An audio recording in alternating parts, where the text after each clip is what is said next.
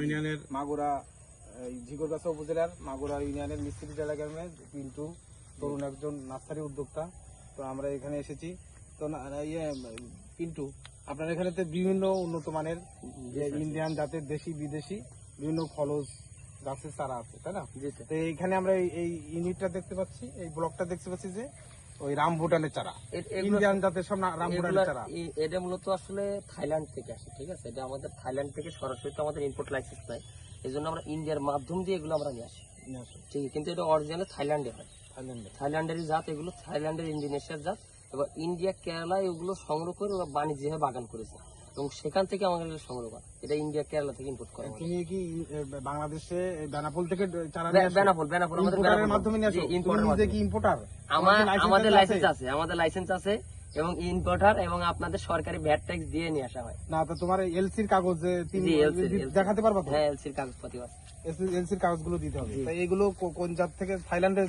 এগুলো মূলত আমাদের যেভাবে বলে দিয়েছে, এই যে আমি যেটা গাছ ধরে আছি এটা N18, এটা হলো N18 জাত, এটা বাংলাদেশে N18।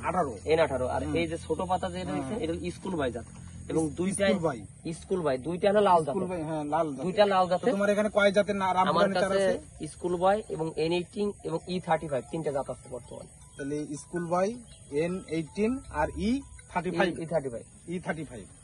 বিশেষ বৈশিষ্ট্য কি? এর বৈশিষ্ট্য হলো E35 যেটা, ওটা আপনার হলো সংক্ষেপ বলে, কিন্তু ওটা হলুদ রামবুটাম, ওই যে আমার ওই সাইডে আছে ওই হলুদ রামবুটামটা দামি, ওটা খুব ন্যাচারালি অনেকে নেয় না। আর এইটাই নিতে চাই যে এখন যারা বাগান করতেছে, এই যে আপনার অনলাইনে বেচতেছে বা অফলাইনে, এই যে আমরা আমাদের কাছে এনে বাগানও করেছে, এই যে N18 জাতটা, এই N18 জাতটা লাগানো হচ্ছে। এই যে আপনারা যে বলছিলাম 3 ফুট সাইজের যে গাছগুলো লাগানি, এই যে এই গাছগুলো, এই যে আমরা এই সাইজ গুলো, এই দেখা বিভিন্ন সাইজের আছে, আর সাইজ অনুযায়ী আমাদের রেটে কিনা আছে, সেই অনুযায়ী আমরা সেল করি। ঠিক আছে?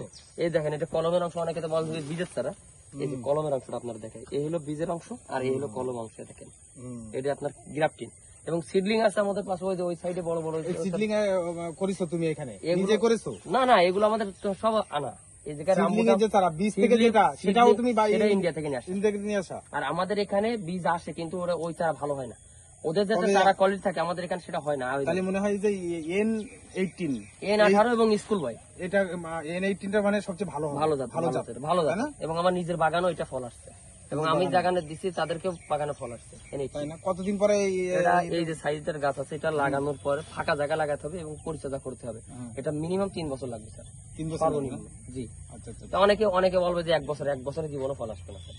কারণ আমার অনেক বড় বড় গাছ হয়েছে, আমি চাইলে অবশ্যই ফল গাছের পরিচর্যার উপরে ফলন আসে, বিশেষ করে হরমোনাল ইমব্যালেন্স হয়।